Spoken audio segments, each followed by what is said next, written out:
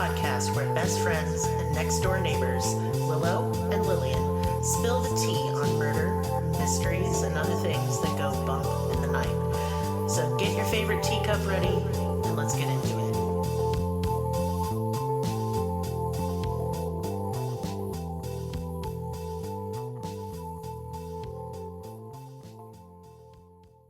Welcome to Cruelty Podcast. This is Lillian, and with me is Willow. Hello. Hello. I told y'all.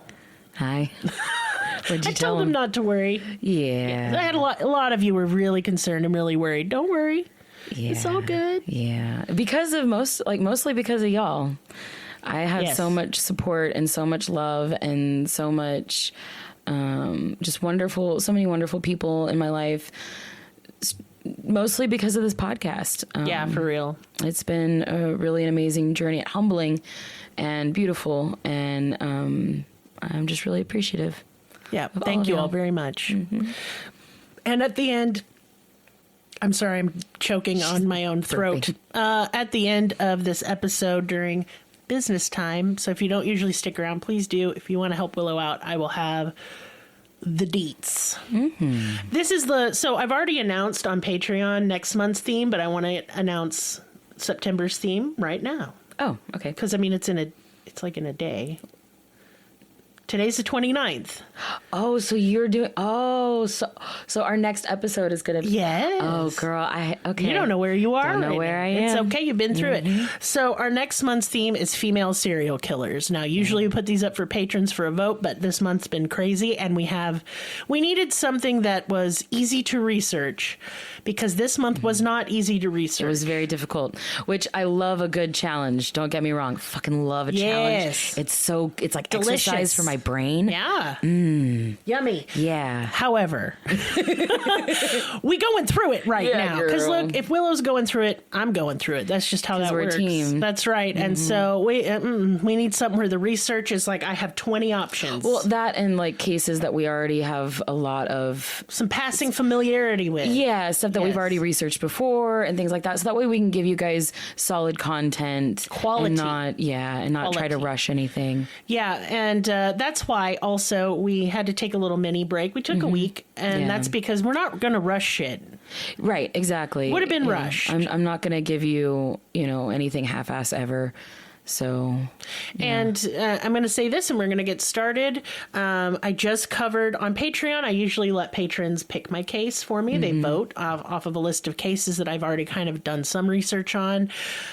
And they picked Darlie Routier, which I'm really excited about. But I'm still finishing the research because I had to, I've had to do a lot of things, not podcast related. It's been a busy week. So I covered Dior Coons instead. And if you guys are unfamiliar with that case, it is so mind-boggling. It's like Aisha Degree's case. Like the child just vanishes. Oh, I don't 2 years old, goes camping with his parents, gone in a blink of an eye. Or did he even go camping with his parents at all? Oh, it just gives me the chills, y'all. So go check that out on Patreon. I'm really excited about it. Yeah. It's wild. So what are we covering today? I don't even know. I didn't ask. So today's case is, it's the forensic first. This is the first time that plant DNA was ever used. And this case is fairly recent. Oh, that's so interesting. Yeah. So this is the case of Mengqi Ji, which I think you may have said that you saw the 48 hours on this. I have seen this episode. I remember when this case came out because this case mainly takes place in Columbia, Missouri. And I have a lot of friends up there. We actually have quite a bit of listeners from there. One of our OG day ones, Bethany, is from there. And so, yeah, shout out to you. You're amazing. And all my friends there. But... Yeah, you had mentioned the case like last week. Yeah. And I was like, I've seen that episode. But then I promptly forgot that we even had that discussion. Well, surprise again. Brain is soup. Permanently soup now, guys. Just for the next 6 months. Pureed. Are you a nice bisque? Oh, yeah. Okay. Oh, yeah. I don't even have like that nice little cream dollop in the center. No, this is just something the line cook, leftover. Slop. There's like that thin layer of like flat film. Oh. Yeah, that's me. Lord. More like pea soup. I love pea soup, but not that way. Yeah. Girl. Yeah. Well, here we are. So today's trigger warnings are heavy trigger warnings for domestic abuse and domestic violence. So this case is kind of rough on that aspect of it. So if you're not really able to digest this, which I'll just say this research was real fucking hard for me. If it's not good for your mental health, click away.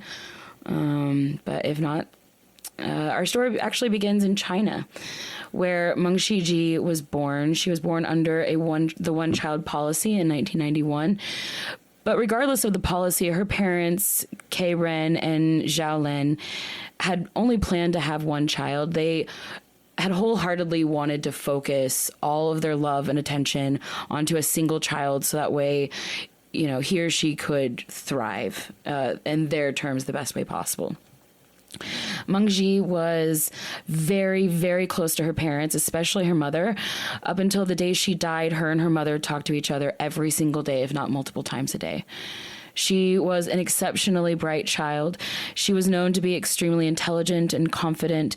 By the age of 5, she began calligraphy and painting. When she started elementary school, she learned English very quickly, which just further proved to her parents just how exceptional she was. As a preteen, she got into photography. After loving painting since she was a toddler, she became more and more observant of the beauty around her. As you do, as becoming an artist, you tend to kind of look for the beautiful things in life because you're looking for inspiration. It's almost like you paint. Can't help but look for them. Absolutely. They jump out at you. Absolutely. So that's why she got into photography, because it was very instant, capture the beauty, Yeah. Which I just think is beautiful, clearly.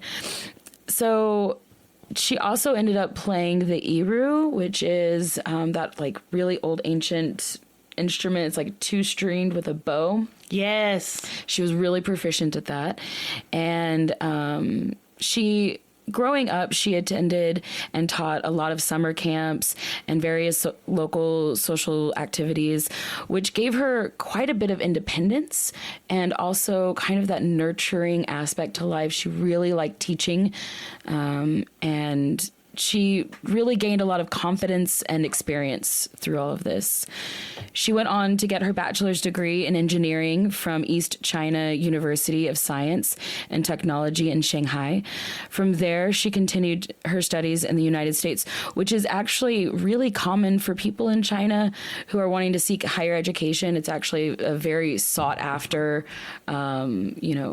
educational path. She worked together with 6 other students, and they together arranged housing for them in the United States. They ended up all attending the University of Missouri in Columbia as part of an exchange program.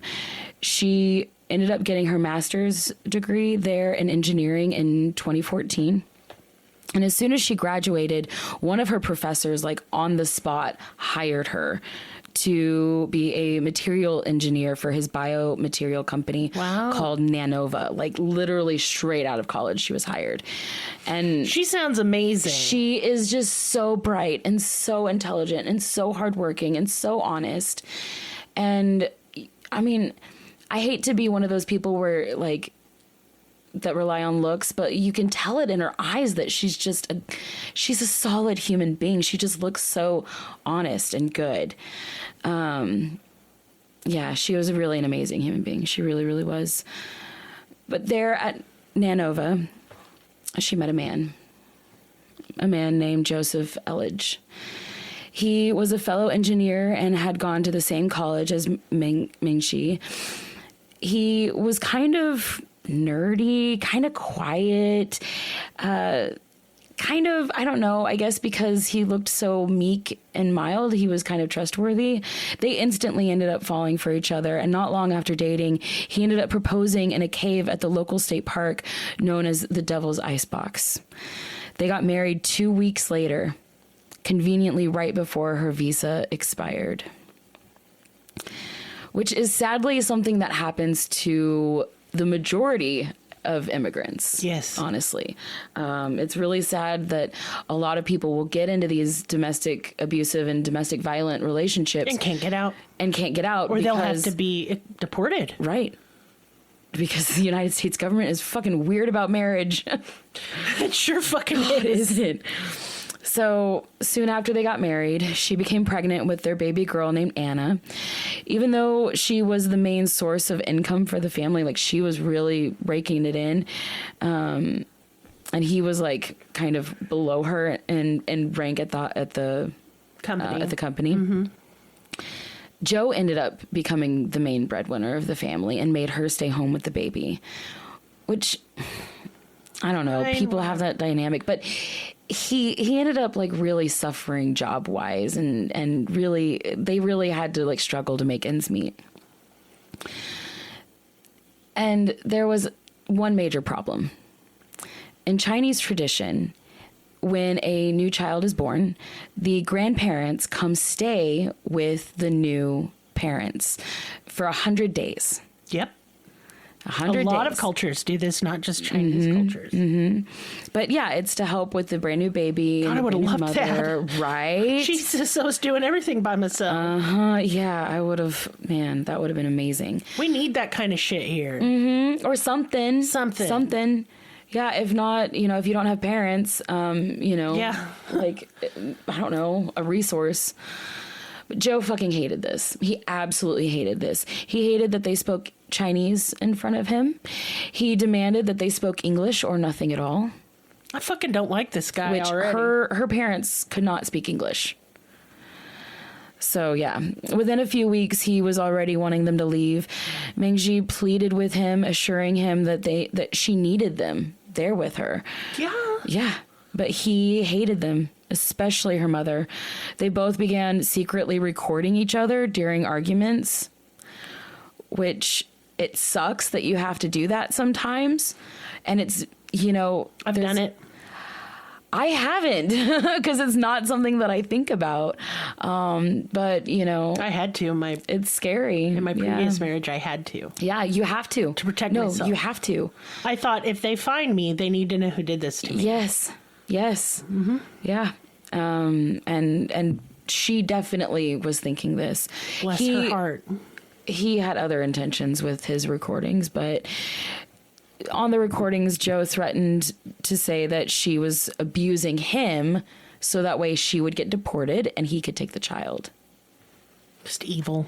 He told her many times how bad he wanted to hurt her and how he wanted to hurt her. He really talked really creepy too. Like, I don't know, his voice was fucking creepy. It was very intentionally soft. I know that. You know barely what I mean? Caged anger. Yeah. He would say things like, "I really don't like being married to you." Saying it in the most condescending tone, like how you talk to a dog that just took a shit all over your carpet, but you don't want to be mean to Or the like dog. when you're talking to a dog and you want their ears to twitch different ways, so you Yes. say really mean things in a happy voice. Because it's funny. You're like, Because they don't you're know. a fucking idiot. And they're like, ah. That's how he was talking to her. Yes, he was treating her But like it was a dog. abusive. Yeah, absolutely was abusive. Yeah. So one specific argument that the police later dubbed the cutting board incident, Joe said that Mengqi Ji's mom wasn't using the cutting board properly. Bouquet. He's like, I just don't want her to use it.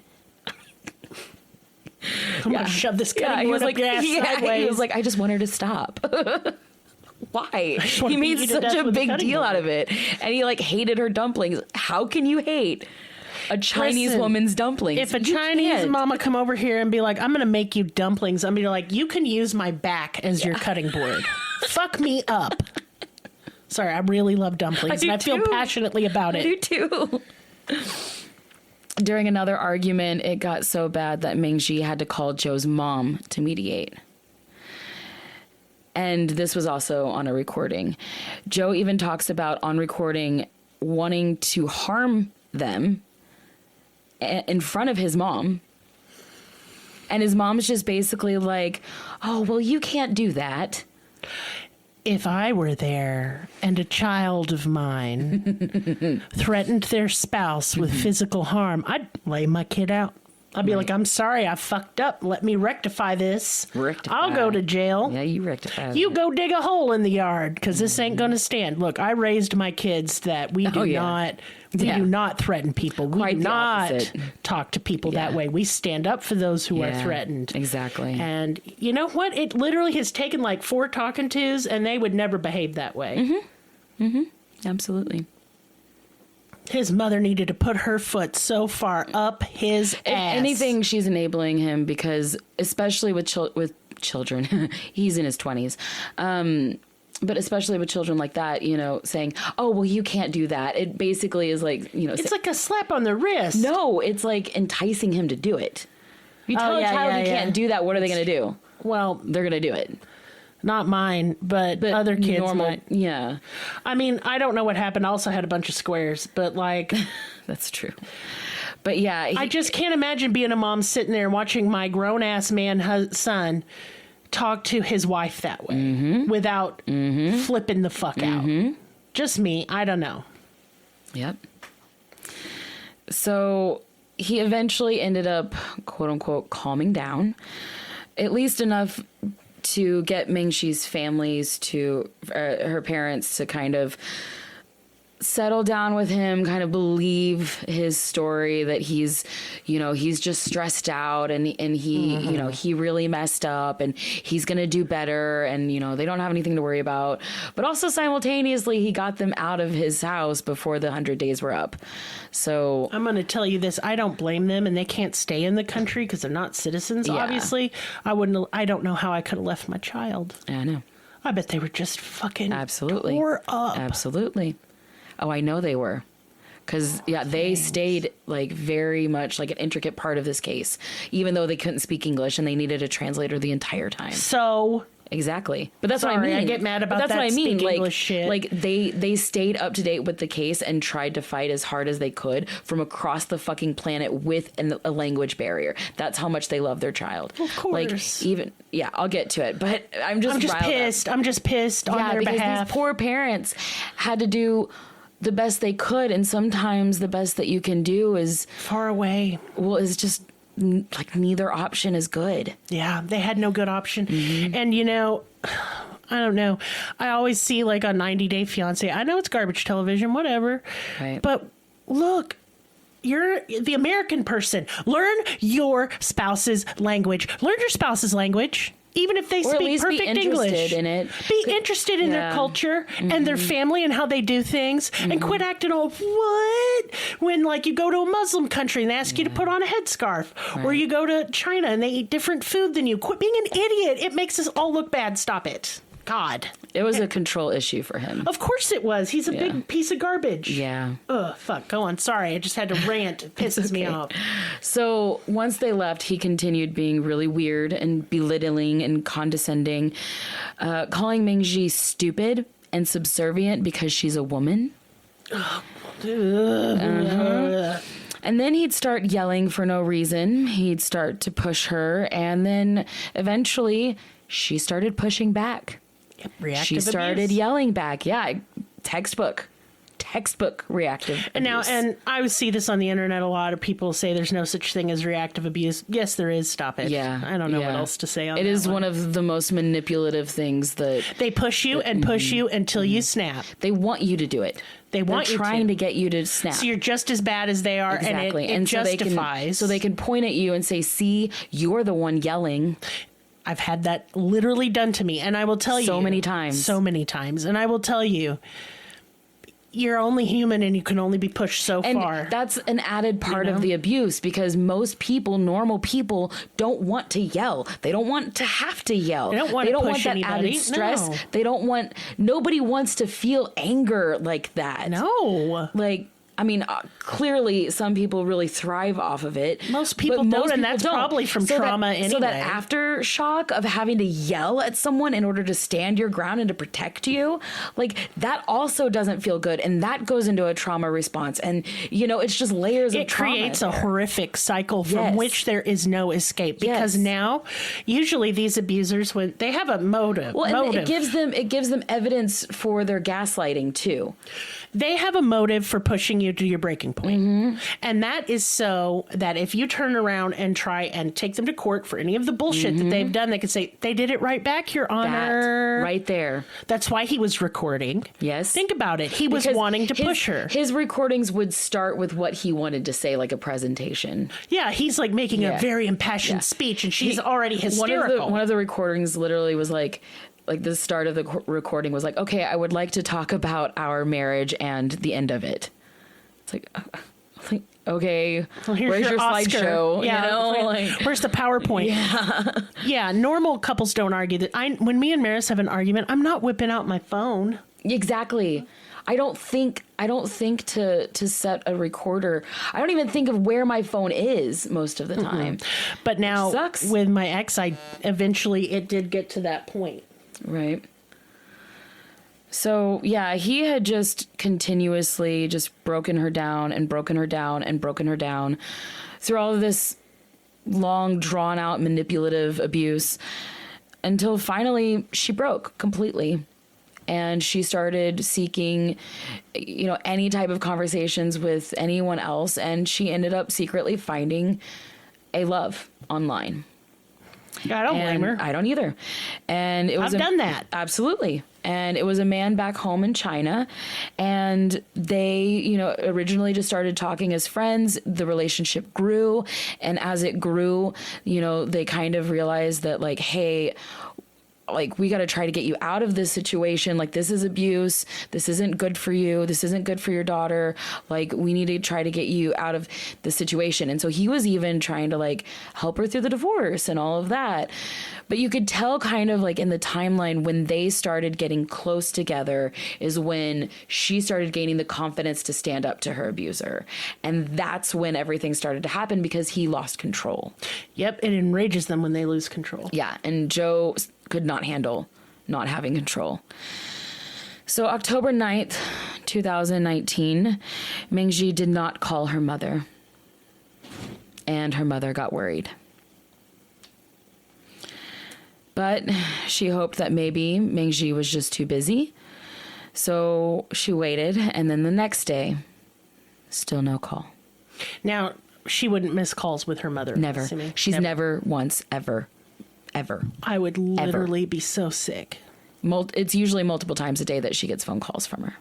Yeah, so a sudden drop-off in communication is very suspicious. It's literally never happened. Yeah. It's not only suspicious, and it's just never happened. Like, I'm in another state from my oldest. Right. I can't imagine being in another fucking country. I'm a county over from my oldest. Yeah, I know. And it freaks me the fuck out every second of every day. Yeah. And my oldest is a grown-ass adult. Right. But I don't know. I couldn't imagine, like, I just can't. And that relationship that she has with her mother is so thick, and like, I know what I it's can just tell. They're best friends. It breaks my heart. Mm-hmm. The worry, I know that worry. So yeah, she's in China. She's 1,000 miles away. So she ends up calling a mutual friend that they know that I believe is a fellow exchange student or person from China. She calls their friend and then says, hey, since you live next door or close by, would you stop by and just check on her and just make sure she's okay? So it was only then when this friend showed up at the door to ask Joe about where Mengqi was that Joe actually called in a missing persons report. So he hadn't. Like 2 days later. Okay. And he didn't call 911. He called the 311 non-emergency number. Can I just pause here? Yeah, go ahead. Okay. Yep. Digest it. Because I see this a lot. I saw it in the Scott Peterson case. Mm-hmm. Both of them. Why do they do this? I've seen it in, what was another one? I can't think of it right now. Anyway, oh, my wife's missing, but it's fine. I'm going to have some pizza and a cold glass of milk like a psycho. Right. Scott Peterson didn't call the police. It was Lacey's stepfather. So here again, we have another man.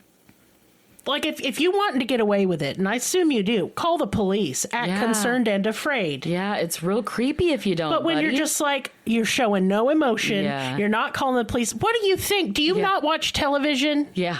Or do you think you're so fucking smart? He really thinks he's smart, and he does the dumbest shit. I think that's the key. If you think like I do, then I think I'm a big fucking idiot. I'm just going to be honest, y'all. I think There's I'm a dumbass. so much information out there that I can't understand. And I just don't know. Sure, yeah. Mm-hmm. And even even I would not do that dumb. Sorry, go on. It baffles me and boggles my mind. No, I think that if you outwardly say that you're an intelligent person, you're probably not. I'm worried about you, and you're going to annoy me, and I'm not going to talk to you at a party. Because intelligent people understand that there's so much more to learn because they're constantly seeking Here's what I have to ask. Who cares? True. Just be a nice person. Oh boy, Joe cares. Oh, Joe cares all about himself, man. He's real egotistical. If you want people to care about you, you have to care about them first. It's just basic math. I'm not sure why everyone's confused. So when people like this, full of their arrogance and pretentiousness, then they're just a dumbass. That's all I got for him. He's a dumbass. I think it's like the methane from like getting high on their own farts all the time. Just huffing their own really cooking. Just like, it bakes their brains, I think. It's full of farts in there. Greenhouse gas effect on like your a own camper brain. After Mexican night. Yep. That's right.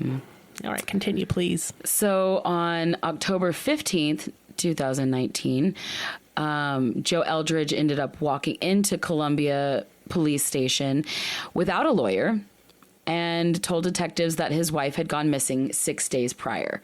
So he had called in a missing persons report, but he didn't actually come down to the police station to actually physically file it for another 6 days.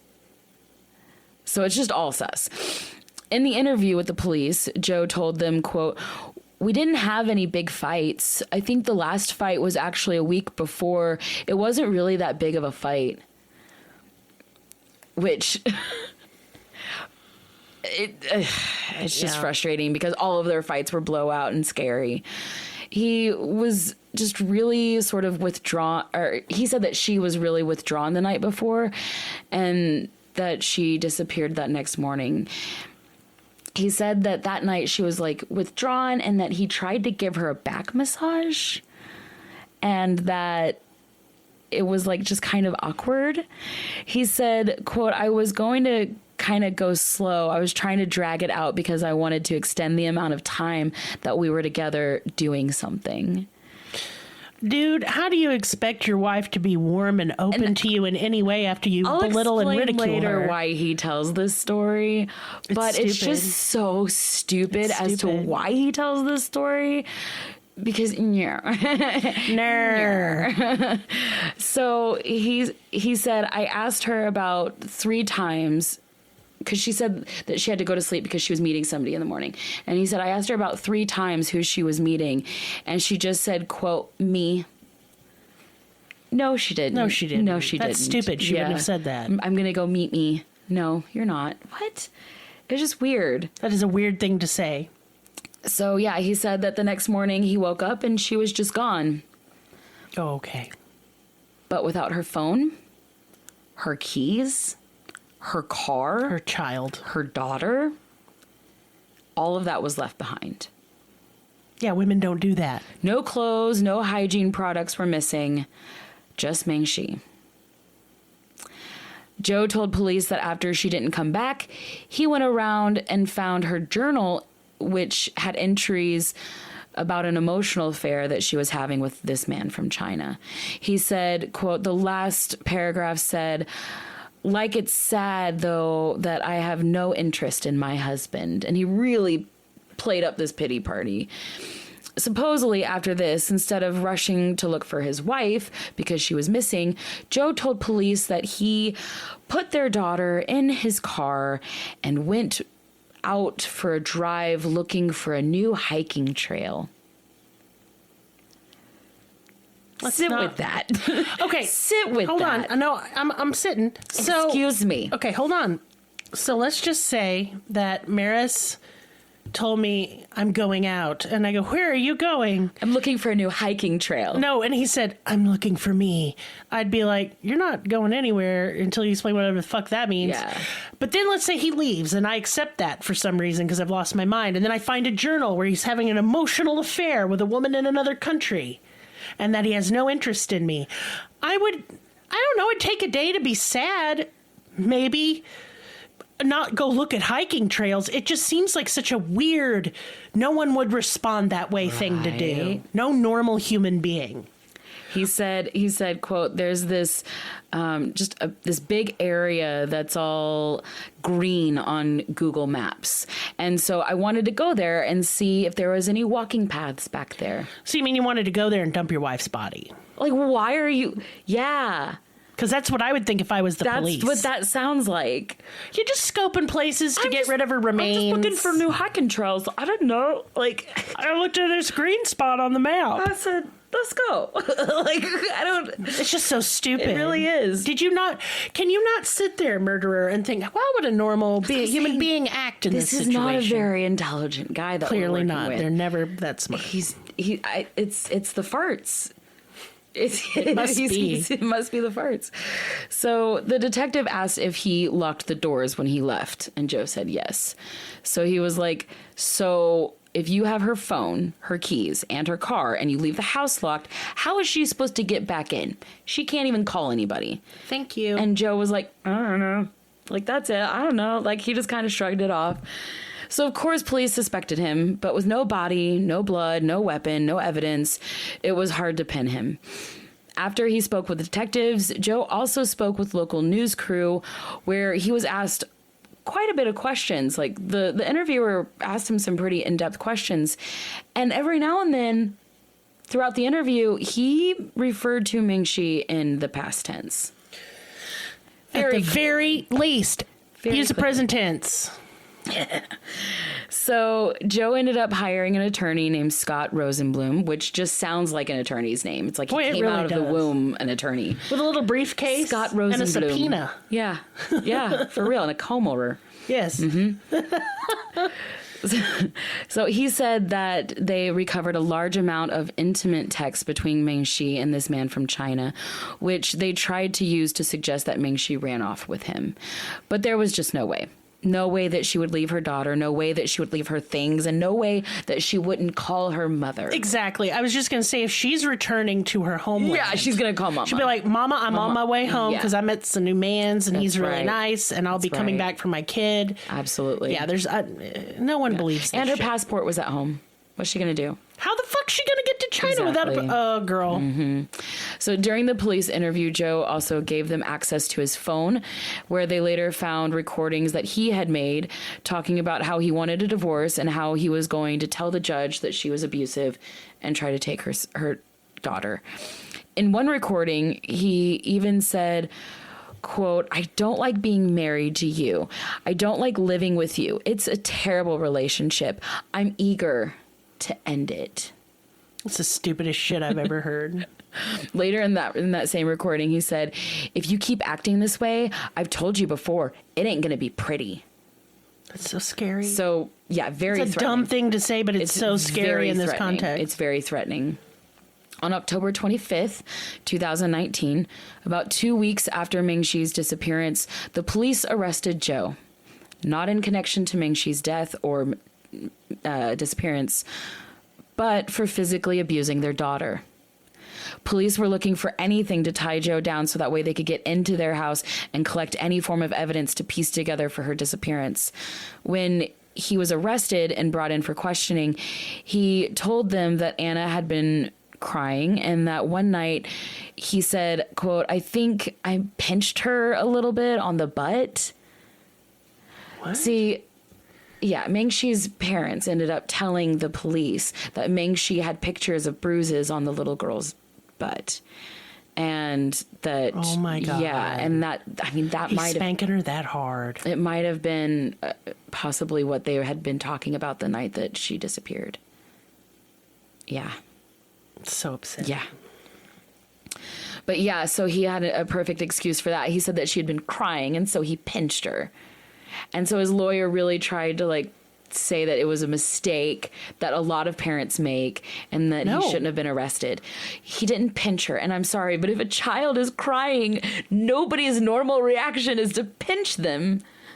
Don't pinch kids. That's weird. And I'm not talking about little woo-woo on the cheek. No, that's sweet and that tickles. I don't even like that, but... Oh, Mateo tickles when I pinch his cheeks.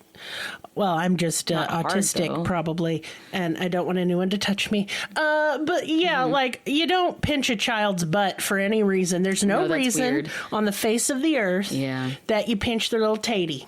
That's what I call butts That's funny. of small children, and I don't know why. I'm sorry. Well, he ended up being held on a $500,000 bond, and his mother ended up taking temporary custody of Anna. Detective Dan Knight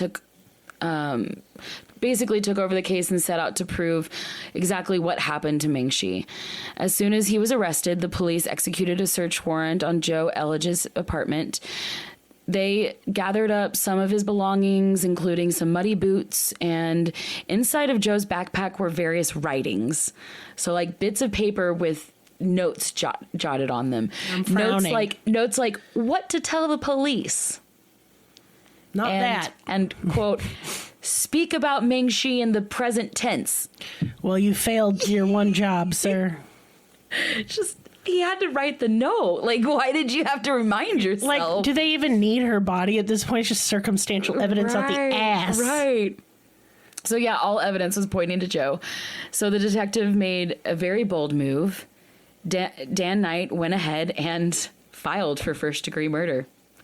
Hell yeah. Yeah, without a body, which is very hard to do. Most people would never do that. But he thought that, yeah, they pretty much had enough evidence to get him.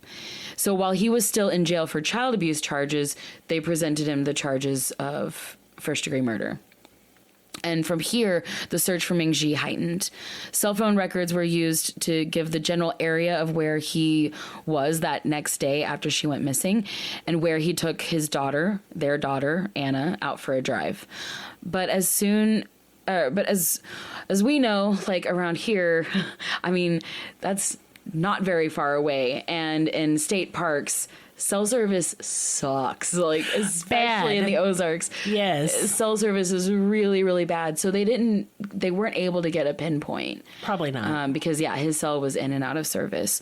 But according to the records, he spent 30 minutes by Lillian River, and which is something that he had not mentioned to the police.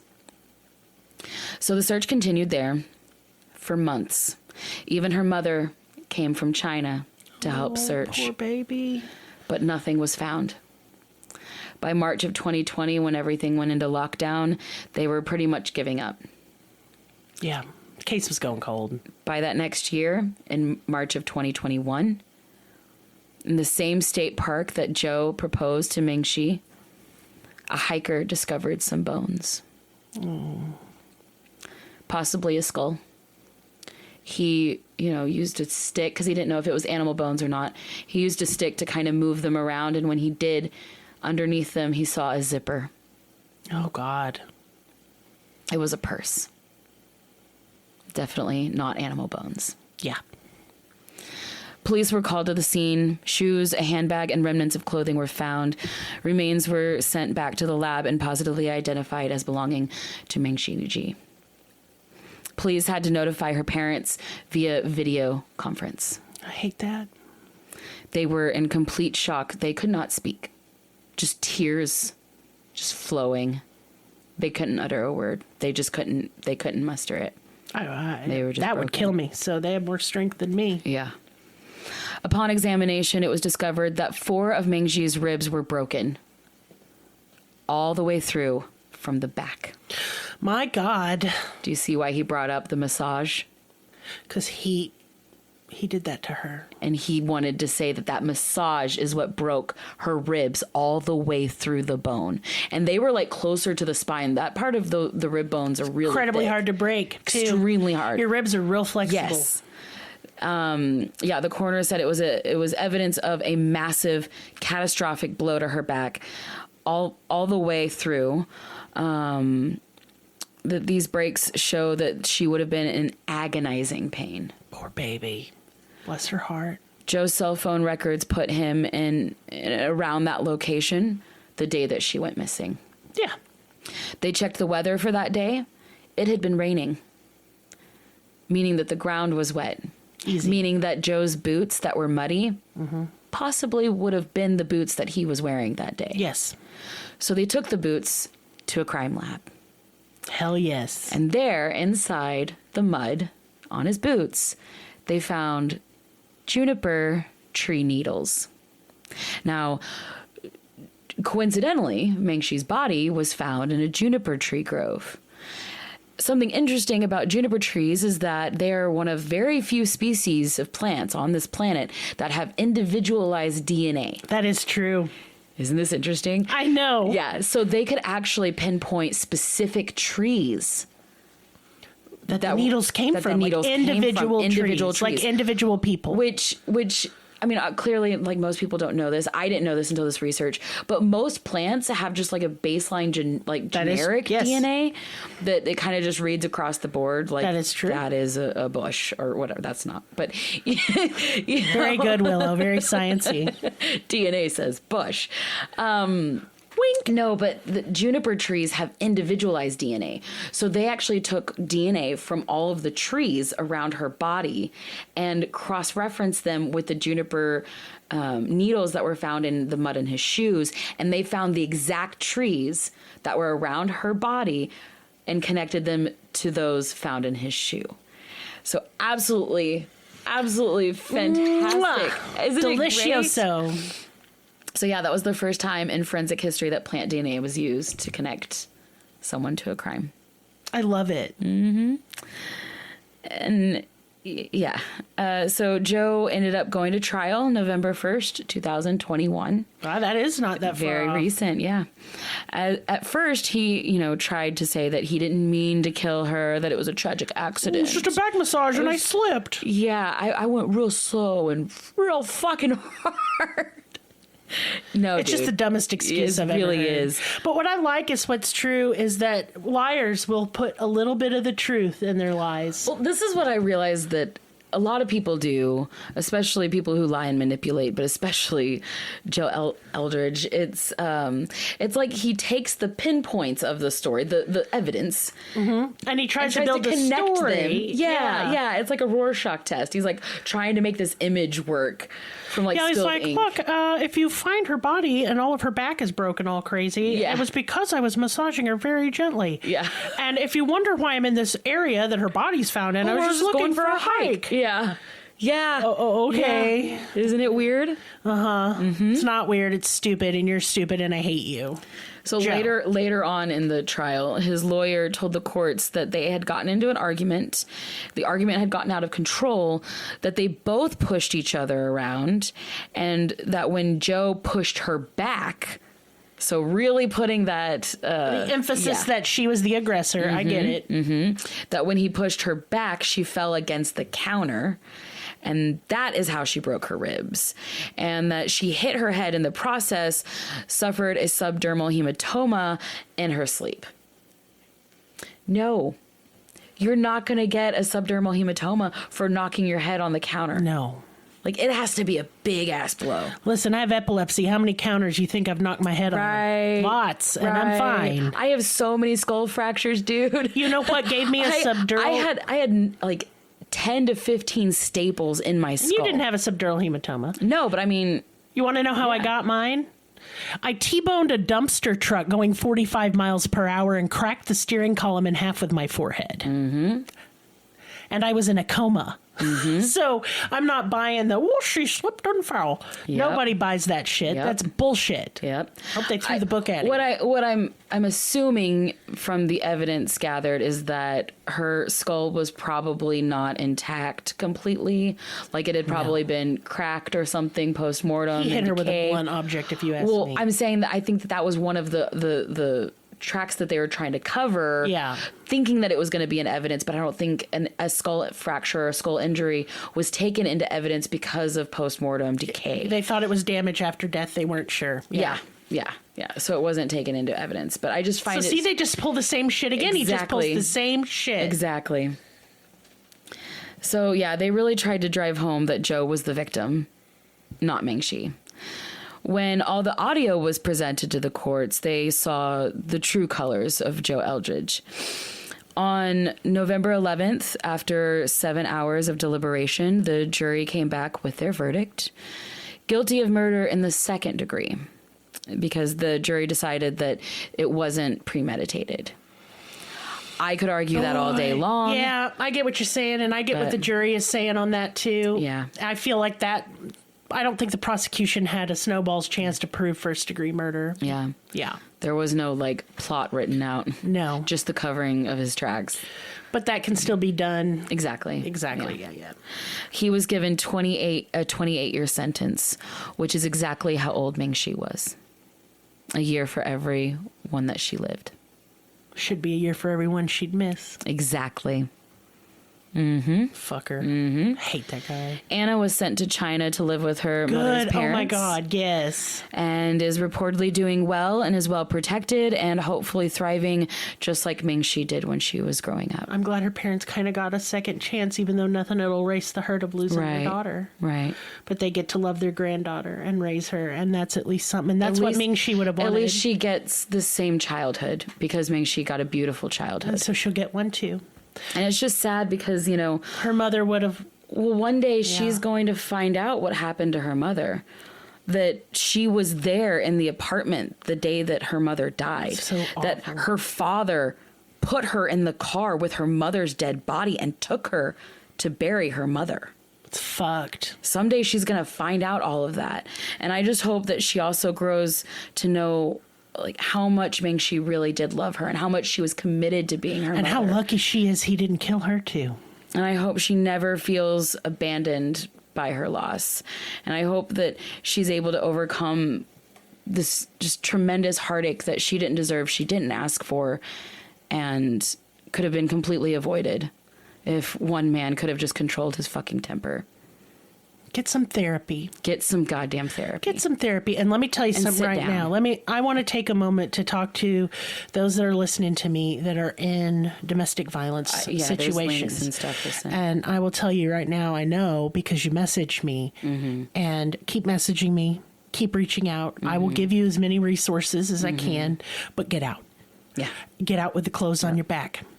Get out without the clothes on your back. Get out, and if you don't, you will be dead. I've ran in nothing but a large T-shirt and no shoes. Yeah, if we can do it, you can do it. I believe in you, and I know you're scared right now. Fuck and them I know shoes, girl. Get running. You think, and if it's worse, because here's my situation. I was not in love with my abuser. I just thought, well, it doesn't matter what I thought, but I was not in love with him. I can't imagine being in love with my abuser, and the betrayal and the horror and the hope. Yeah. Girl, put the hope down and get the fuck out. Gaslighting is a real form of abuse. I know that we use it a little bit too much online, and it kind of has desensitized the word. But this gaslighting, this manipulation, this verbal abuse and all of this, it anchors somebody into the abuse. It makes it very difficult to leave because you don't know what's real or not, and you don't know if you're overreacting. You're not. You're not. The alarm bells are going off. They'll tell you you're overreacting. Let me tell you why your intuition is so important. Right. Ladies and ladies, listen to me. Ladies. Please, when you are feeling scared, you're not overreacting. That is your animal brain going, get out. There is a predator that wants to kill you here. Yes.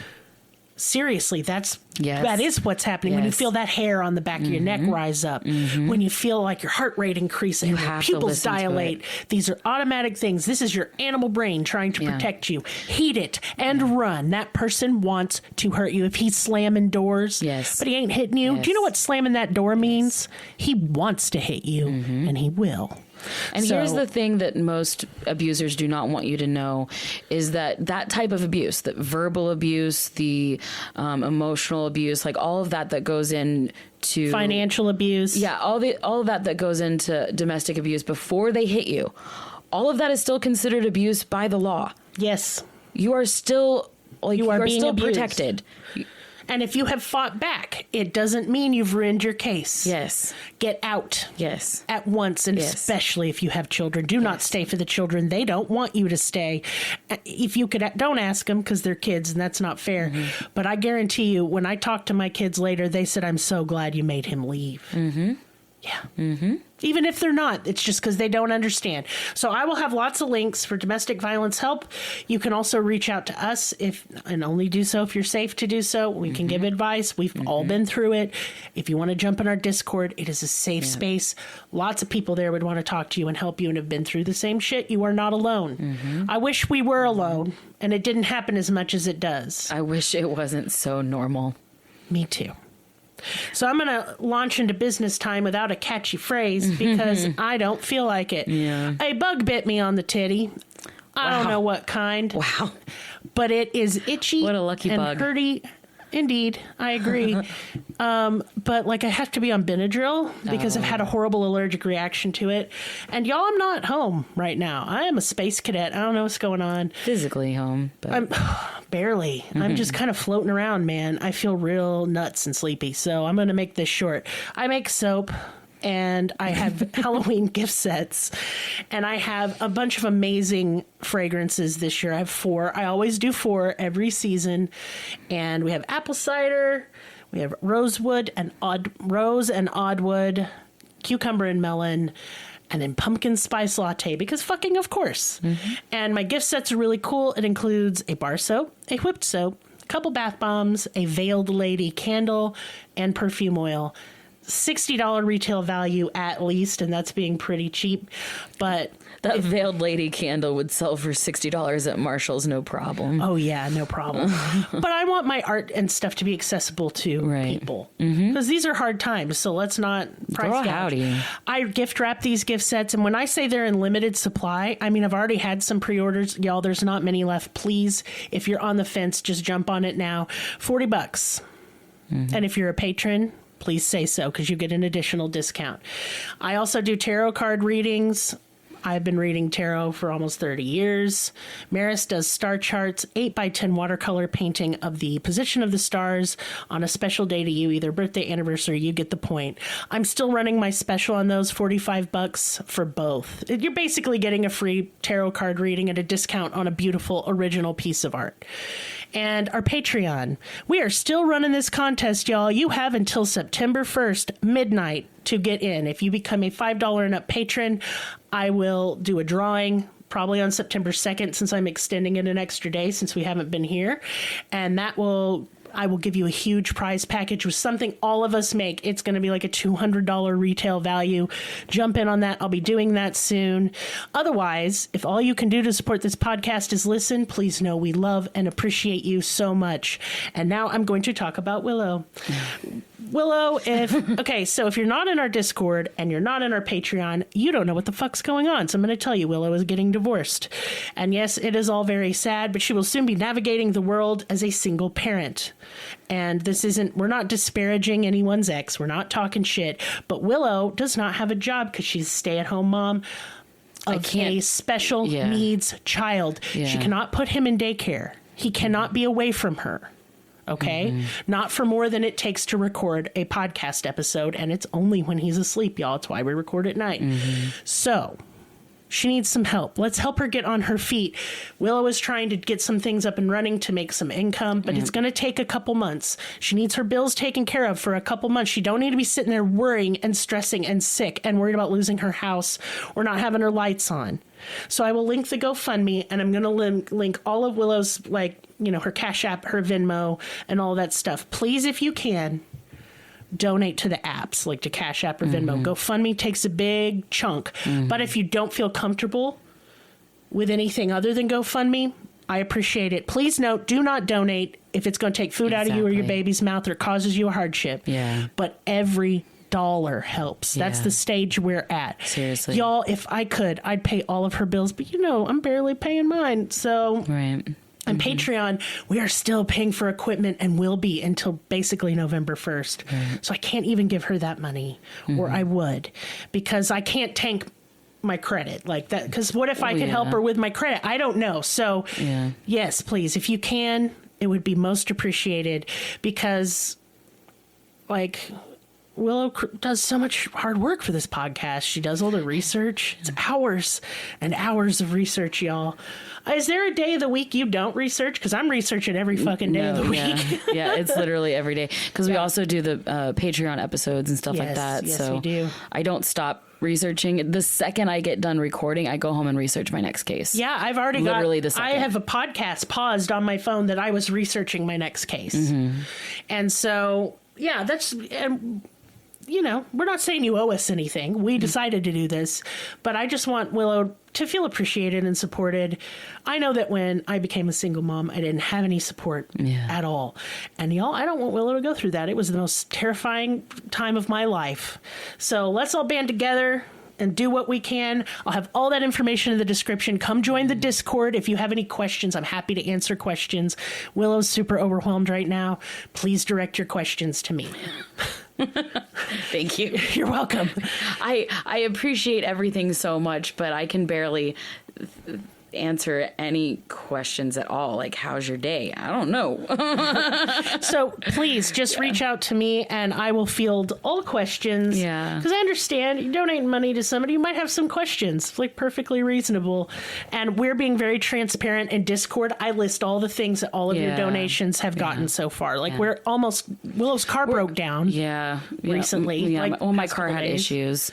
But yeah, we're starting up a side business for, side hustle and everything like that. So we're also building that on the side as well. So that way I can, I can't wait for y'all to see it too. You're going to fucking lose your shit. I can't wait to launch. I have to keep my mouth shut because we're going to launch soon. We're going to do a pre-launch and then a launch and be all bougie about it. It's going to be fun. But I'm really excited about what the future holds. It's just like, this whole thing is happening at the end of the month, so it's just a lot at once, and I just need help digesting it. And after a month or two, I'm sure I can have the rest of it on my own, and it won't be a problem. I just need some community support right now. Of course you do, and you know what? And I know a lot of people right now are going through the exact same thing. I know I'm not the only one. So if you're like, "Hey, buddy, me too," reach out on Discord and stuff too. Yes. I'm happy to pass lovely messages along too. But I just asked, let's not flood Willow's inbox right now because she's got to keep that inbox clear to take care of official business. Discord, we can do that all day.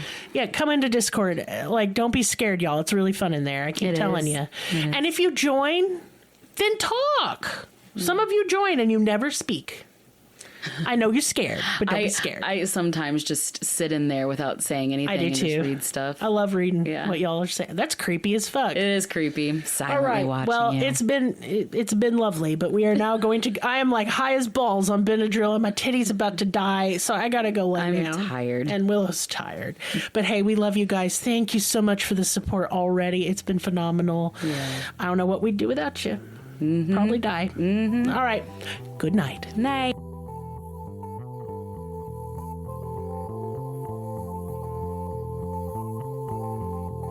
Us on your social media platform of choice. Linktree/cruelty has all the links. Check out our Patreon for exclusive episodes, merch, ad-free episodes, live ghost hunts, and much more. Please be sure to subscribe. New episodes are uploaded weekly. Thank you so much. See you next time. Music and production by Libby.